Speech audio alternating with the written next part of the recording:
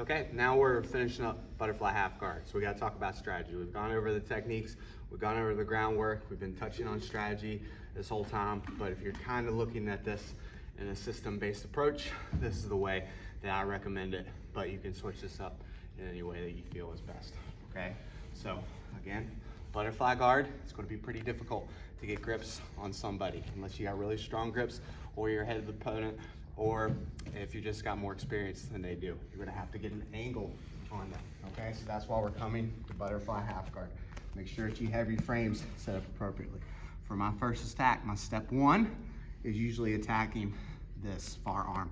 Reason being, if he's down low, I can still get it. If he's up high, I can still get it, okay? Whereas the head, if he's up high, can't really get that so easy, but I can get the leg, okay? And if his head's low and his leg is back, it's gonna be hard to get the leg, all right?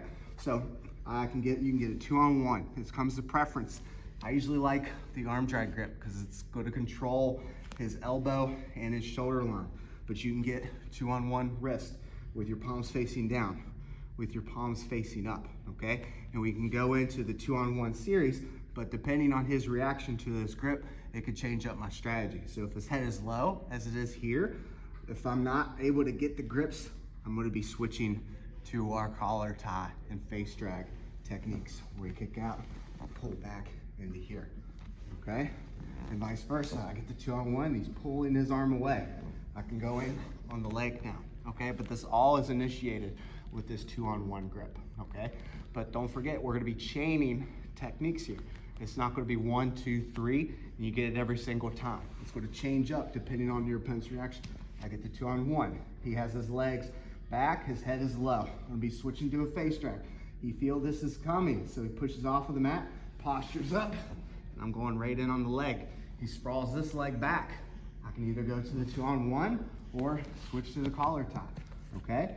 If things aren't working here, you're trying to chain your techniques and nothing's happening, you can reset back to butterfly. Maybe you're able to get a grip this time. If not, switch to the other side, okay? Some people's defense is a lot weaker this direction.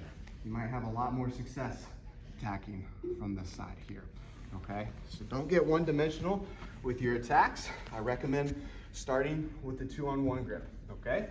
And also, if things just aren't looking good, let's say this knee is starting to get crushed a little bit here, we can frame, kick away. That's why we love that top leg being in the near side hip, because I can kick away and either reset to a supine position or a seated position, okay? So just make sure that you're chaining your attacks. Start with the 2-on-1. What the reaction is what you're gonna do. Head low, face drag. Head high, we're going in on the legs.